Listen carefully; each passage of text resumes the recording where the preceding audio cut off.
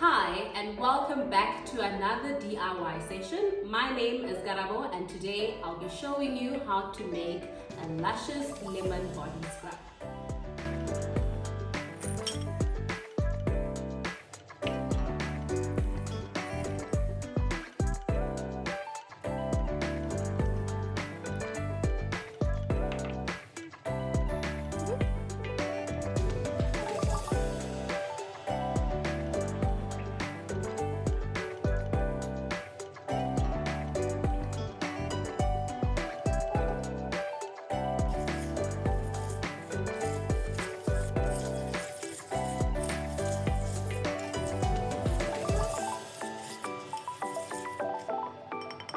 And there you have it. Once you're done mixing your luscious lemon body scrub, you will need to keep it in an airtight glass jar, and this should last you for about 2 to 3 months.